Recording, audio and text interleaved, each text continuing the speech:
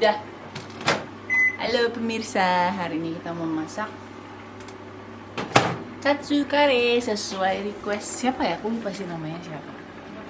Yang pasti ada yang request. Kita bikin, jadi kita sudah merebus kentang sama wortel. Ayamnya udah kita defrost. Kita mau bikin tepungnya. Sebenarnya kalau di Indonesia enak ya, ada tepung bumbu serbaguna sasa. Itu udah enak banget, nggak usah apa-apain lagi, udah the best.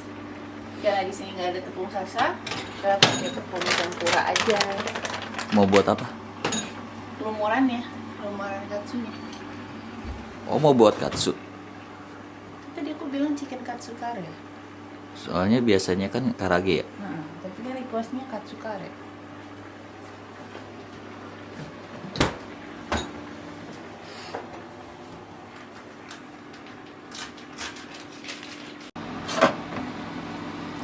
Ini ayamnya dipotong. Sebenarnya kalau katsu itu pakai ayam dada biasanya. Cuma karena yang di sini yang gampang diakses adalah ayam paha aja. Ini udah mau langsung goreng. Gampang sih sebenarnya, susah banget kok. Apalagi kalau pakai tepung sasa, lebih enak. Nitip aja bun, ada yang mau ke Indonesia nitip tepung sasa. Oke. Jadi kita pakai bumbu karenya ini, pesannya di Amazon. Ini adalah Golden Curry SB, dimana ini ada tulisannya, fokus nggak ya? Fokus. No animal derived ingredients, artinya nggak ada bahan-bahan yang dari hewani, nabati semua. Dan ini rasanya udah paling enak sih untuk kare Jepang ya. Ini namanya tuh kareru. Kareru tuh kayak bumbu blok kare gitu, jadi tinggal dicemplungin dia akan mengental sendiri. Harganya? Harganya segini 1.200 yen 1 kilo. Ini bisa berkali-kali sih, ini kita biasanya beli 3 bulan sekali lah, beli yang ini seblok ini. Jadi Bisa buat makan 3 bulan gitu? Setiap hari makan kan itu? kita nggak makan ini terus. Oh, enggak. Gimana sih? Ini rasanya medium hot, tapi menurutku sih nggak hot sama sekali. Oh, bisa tambahin cabai yang aku beli itu bun? Bisa, tapi itu selera aja masing-masing. Nah, terus kalau di Indonesia beli di mana? Kalau di Indonesia di Papaya ada kayaknya. Di Jakarta ya? Di Papaya, toko Jepang Atau gitu. di Tokopedia udah banyak kok. Kita kayak Tokopedia. di Tokopedia aja ya. Tokopedia banyak kok bumbu kare. Bunda dulu sering beli bumbu kare. Kita lihat ayamnya. Katsunya sudah ada beberapa yang matang seperti ini. Tidak seragam itu bentuknya. dalamnya matang nggak bun? Matang dong. Kalau lama gorengnya.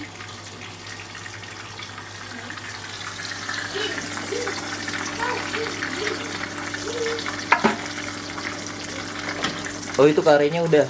Karenya tinggal dimasukin tamanegi. Jadi masukin bawang bombay. Coba liatin karenya. Karenya seperti ini. Kok encer yang? Sabar, tuh masih ada yang belum nyatu. Bumbunya masih ada yang belum belum Hancur. yes tuh, bumbunya masih ada yang belum hancur. Ini cuma 2 kompornya, bawang bombaynya juga, tapi ini belum masukin itu daun bawang. Kenapa? Daun bawang apa? Bawang bombay. Karena kompornya cuma 2, jadi harus dipindahin ke sana dulu, baru kita tumis bawang bombay. Karena kalau nggak ditumis dulu daun bawang mulu sih, bawang bombaynya nggak Harum. caramelize, Kok cuma dikit? kurang. Itu buat aku doang. Enggak sih, kadang-kadang nggak terlalu banyak. Maafkan teknik memasak bunda yang sangat tidak estetik ya. seperti ini.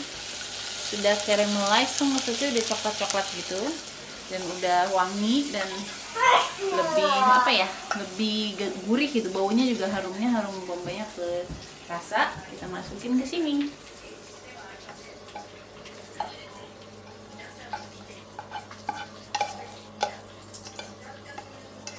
Dan karenya sudah jadi, kita aduk-aduk.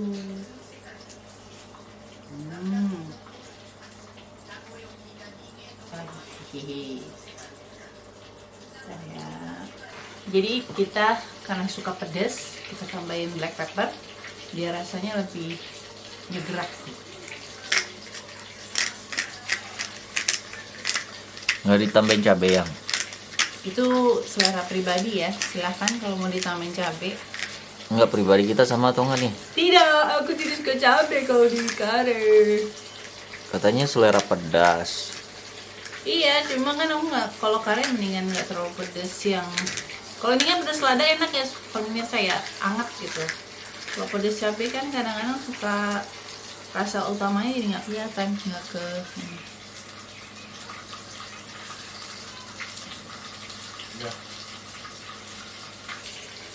Oke, cukup. Jadi ini bubuk cabai yang bisa membuat makanan lebih pedas. Beneran pedas sih ini, bukan cuma pedas-pedas nggak jelas gitu. Ini beneran pedas, tapi nggak kayak bon cabai ya. Kalau bon cabai kan itu pedasnya pedas banget gitu. Ini sesuai selera sih. Ada yang udah sabar.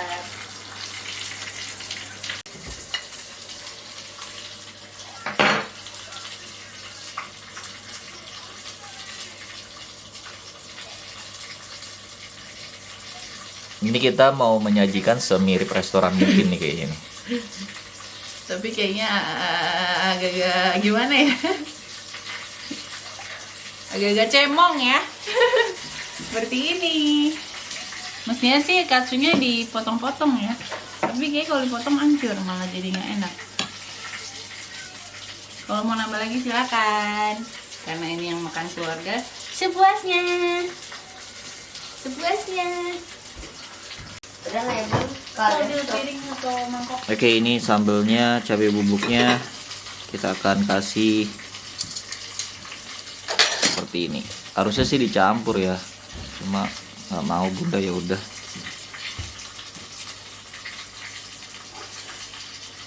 Mari, makan nggak? Oke, mungkin cukup ya.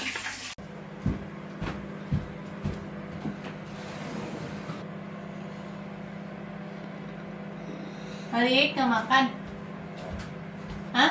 Makan katanya. Kamu suka daun bawang gitu? Bawang goreng. Bawang goreng. Bawang bombay suka? Enggak. Kenapa diambil? Yang habis susah. Ini Nanti kalau nggak misalnya makan. penampakannya kalau dipotong-potong jadi hancur gini sayang. Tuh, tapi nggak apa-apa ya. Kurang tapi Bun. Iya itu lagi. Masih ada segar-segar jeruk. Yahoo! Yahoo! Bang makan enggak? Lupa karinya belum. Karage dulu. Bukan karage, nak. Juga digoreng Mon, satu lagi. Ya boleh. Tuh ada 2 masih. Goreng ya. Ya. Tapi tuh apa minyaknya udah nggak enak bang. Harus dibuang, udah gosong. Miso. Itadakimasu. Bismillahirrahmanirrahim. Mari. Bun, coba tunjukin kayak tadi buat thumbnail. Apaan? Gimana gini? Senyum. Piringnya Nggak sebelah. gelap. Enggak, piringnya sebelah sana. Nah, saya lihat 1.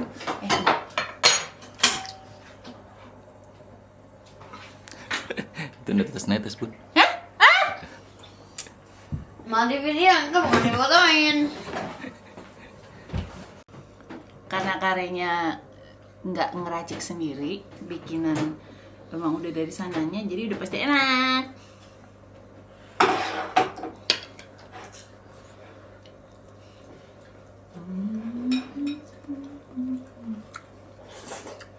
Nggak pernah salah sih. Kenapa? Nggak pernah salah. Nggak pernah salah ya. Karena memang dari sananya udah kayak gitu. Jadi udah pasti enak, udah pasti halal insya Allah, udah pasti murah.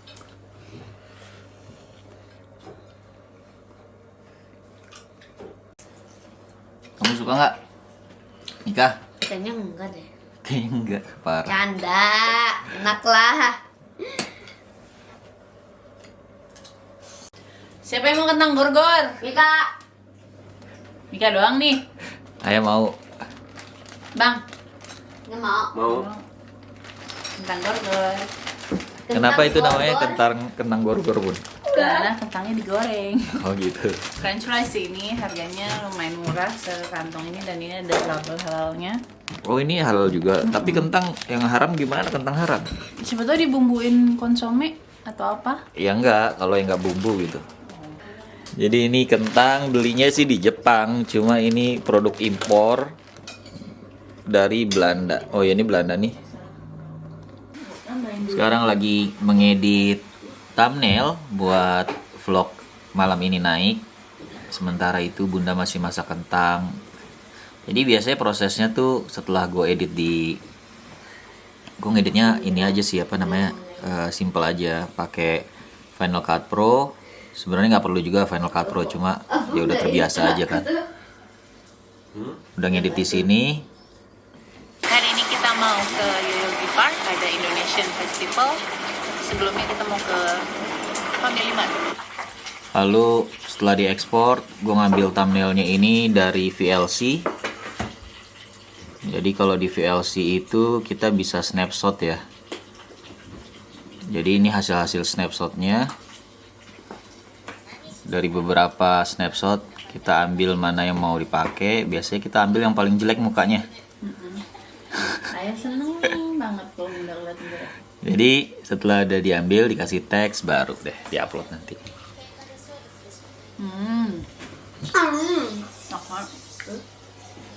Udah jadi ya Bun? Jadi biasanya kalau kentang McD satu bungkus gede itu 350 ya? 450 Ini yang large. 350 udah dapat 1 kilo. Ya tapi kan rasanya beda ya. Tapi kan asli Belanda. Asik. Jadi ini kentangnya udah jadi. Kentangnya gede-gede sih ini ya. Ya kentang Belgium gitu, Belgium fries. Asli Belanda. Kita coba pakai mayo. Sekarang Bunda mau respon komen dari para pemirsa semua. Ayah yang bacain, Bunda yang respon. Oke, kita bacain ya Bundo. Komen pertama nih dari Tosanggiri Sona Suganda. Oke. Agak kurang fokus nih. Tetap semangat Om Finan, sangat informatif as usual. Thank you. Mau nambah ide untuk next video. Culture shock yang paling berasa ketika relokasi ke Tokyo itu apa ya Om? Culture shock nih Bun. Culture shock ya. Jadi setelah slow life di Vida Bekasi. Sebenarnya asik ya slow life ya. Slow life asik banget. Soalnya di Vida tuh Bunda cenderung kerjanya banyakan di rumah. Jadi kita benar-benar menikmati rumah di situ karena rumahnya itu klaster dan apa ya, nyaman banget gitu, kayak berlibur di villa terus lah itu rumah tuh. Bener juga ya. Iya kan, slow life banget. Dan gitu kalau mau jajan tuh di sana banyak jajanan. Jadi mungkin culture shocknya adalah nggak bisa nemuin jajanan yang murah, enak dan mudah diakses. Itu culture shock banget sih. Soalnya kalau di Bekasi kita lapar tuh langsung cus. Naik mobil tapi ya. Mobil. Terus atau kalau misal hujan, Gojek atau Grab. Benar Cari juga yang mana yang promo. Itu sih culture shocknya. Jadi Selain makanan apa? banyak kepraktisan yang hilang. Selain makanan mungkin hiburan. Hiburan di sini sih hiburan banget ya menurutku. Di Jepang tuh banyak hiburan yang bisa diakses asal punya uang. money. Di Jepang, di Indonesia juga sih. Kalau kita mau ke Bandung kan kita mikirin bensin, tol. Ya, tapi Ini kan? kalau di Indonesia, di Bekasi tuh kita kalau mau hiburan kecil-kecil ya kita ke Jakarta aja. Bentar ya, kentangku juga gosong. Oh, kentangnya gosong ya. Digaremin ya? Udah. Udah. Yang baru. Yang baru Oke, kita lanjut ya Bunda. Nah, Jadi jangan kentang ya. sambil makan kentang. Ini ada komentar tentang kampusmu nih. Mungkin kamu nanti bisa respon ya tentang kampus kamu nih. Kampus nomor 1 di Jepang, Tokyo Daigaku. Arsitekturnya bangunannya kuno dan tua. Bagusan kampus yang baru dan modern sih. Dia lebih prefer kampus yang modern ya.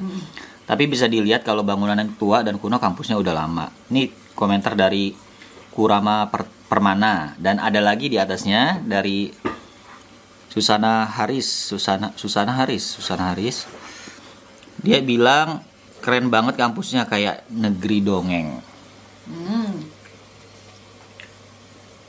Jadi bisa dibilang kampus Toda ini bukan kampus tertua di Jepang, tapi kampus yang sudah cukup tua, ya udah ratusan tahun. Dan dia kampus peringkat 1 di Jepang. Dan peringkat berapa di dunia gitu, lupa aku. Pokoknya masuk ke 100 besar kalau nggak salah. Dan kampusnya itu emang arsitekturnya vintage banget, karena Jepang sendiri banyak dapat serapan budaya Eropa kayaknya dari arsitek ya. Secara rumah-rumah aja tuh banyak yang pakai nama-nama Jerman. Oh bener juga ya. Kayak Leo Pelis. Leo Pelis emang Jerman, bahasa Jerman. Iyalah. Leo Pelis emang bahasa Jerman. Enggak, itu Jerman banget. Emang iya. Kayak nama rumah kita dulu Abenheim, itu dari bahasa Jerman. Terus ada Heim gitu ya, banyak deh. Heim tuh artinya kayak home ya. Mungkin nggak ya. sih? Kemungkinan ya. Jadi memang arsitekturnya Eropa banget. Dan kayak negeri dongeng, emang iya sih. Soalnya masuk situ tuh wah banget gitu. Tapi kalau kalian lebih suka kampus modern, mungkin bangunan barunya ya banyak juga kok. Sebenarnya kita belum explore semua kampus kan. Jadi dia tuh ada di Hongo, Yayoi, Komaba, Kashiwa. Kashiwa kayaknya modern ya. Mungkin lebih modern. Jadi kalau kita explore lebih jauh ada yang modern juga. Oke, kita lanjut ya Bun. Oke. Lanjut pertanyaannya, mana ya yang dipilih ya? Nih, dari Judaism, Mas Finan rekomendasi, agak nggak kelihatan ya kalau kejauhan. Nih, Mas Finan Mas Finan rekomendasi buat menikmati momiji di Tokyo dong. Kebetulan November mau ke sana. Berarti bulan depan dia mau ke sana nih, Judaism nih. Kira-kira ada nggak spot rekomendasi untuk menikmati momiji atau musim gugur? Kalau momiji yang merah itu di Kitanomaru Park. Waktu itu Bunda pernah ke sana, ada kumpul-kumpul PPI Todai. Bagus banget. Merah-merahnya cakep banget. Okay. Sama ada satu lagi, aku lupa namanya. Nanti kita masukin lagi deh. Ya, soalnya kalau ada ingat satu ya. lagi namanya, aku lupa, di daerah Sugamo kalau nggak salah, dekatnya Sugamo Eki. Terus ada lagi kalau Tapi emang momiji itu di bulan-bulan November ya? ya, akhir-akhir November.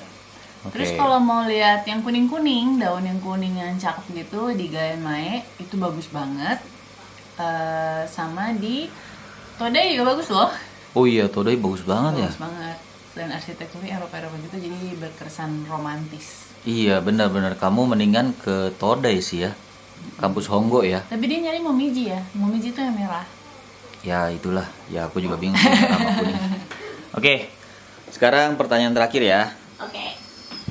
Kita pilih-pilih mana ya? Bun. Utama. Ya udahlah. Ya sedih dah. Apa sih ya? Apa sih ya? Oke, pertanyaan terakhir nih Bun. Iya. Ini menarik pertanyaannya dari Dahlia Azima 6380. Dia nanya gini, Bang Finan, saya subscriber Bang Finan saat Malik masih SD.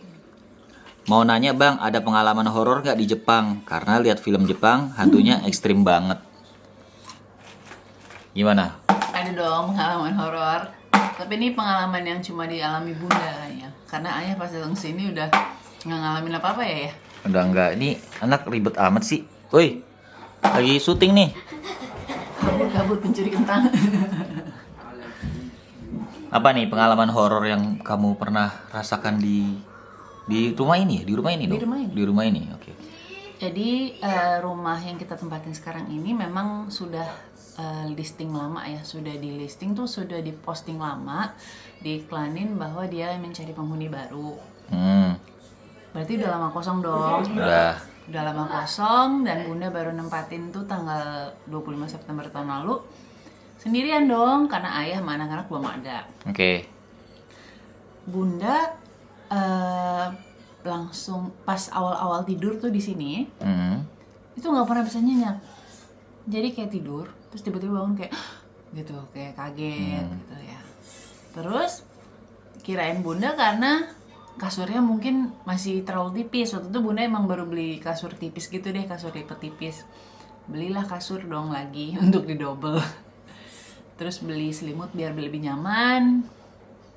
Tetap tuh masih, duh ini kayaknya nggak beres gitu kan. Akhirnya tidurnya pakai menyalakan ayat kursi sepanjang malam.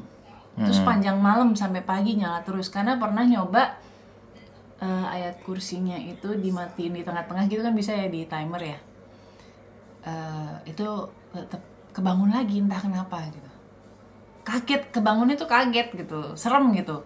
Terus akhirnya juga pas nggak bisa tidur gitu, seluruh sudut dibacain ayat kursi, di apa namanya, sambil ada pakai Spotify ayat kursi, terus sambil Jadi yang baca ayat kursi Spotify? enggak, bareng. Bareng berdua.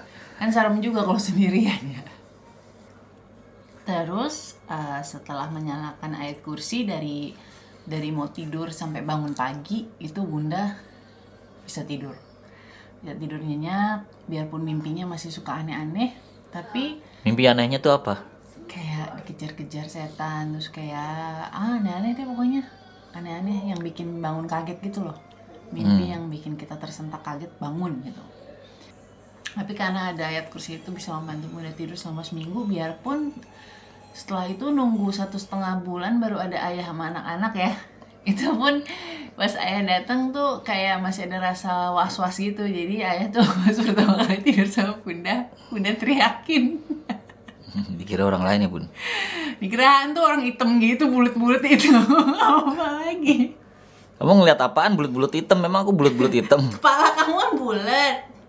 Kamu kan kayak duduk gitu kan, duduk kayak bongkahan hitam gitu, bulat, hitam gitu. Soalnya lampunya dimatiin sih kalau tidur. Iya, aku nggak bisa tidur kalau nggak dimatiin. Nah itu dia. Terus aku teriakin, hah gimana ya?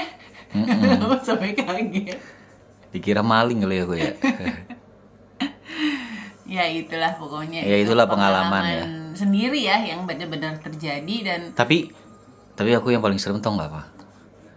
Yang waktu kita jam baru-baru ini sih, jam 3 malam ada yang ngebel, taunya orang lagi ngadep ke sana gitu. Iya kan? itu yang kapan? Jadi kita tuh punya ini nih. Kita punya ini. Jadi kalau ada yang ngebel di luar, ada gambarnya di sini, ada foto orang yang mencet belnya. Dan waktu itu pas kita cek, malam itu juga pas ngebel kan? Iya itu nggak malam sih, pagi sih udah. Jam 3. Iya jam 3 pagi. Iya jam 3, siapa yang ngebel, mau ngapain? Terus dia ngadep sana. Gak kelihatan mukanya, ngadep ngebelakangin kamera kan? Iya. Itu sih serem kalau menurutku. Kalau hantu mah ya udahlah. Cuma kalau itu tuh kayak apa nih gila. Gitu ya. Bisa kalau lupa ngunci mungkin bisa masuk kali dia. Ya, jadi harus berhati-hati ya. Kalian juga hati-hati ya. Terima kasih ya guys yang sudah nonton dan nemenin kita dari masak katsu dan kare, makan, sampai ditutup dengan ngemil kentang goreng. Jangan lupa kalau kalian suka video ini di like, dan juga kalau mau ada yang nanya-nanya komen, karena kita insya Allah pasti akan membalas komen kalian atau bahkan dibacain di vlog berikutnya. Dan juga jangan lupa subscribe bagi yang belum subscribe. Jangan bosan-bosan ya ikut channel kita. Sampai ketemu semua. Matane. Matane. Matane. Matane. Matane. Matane. Matane.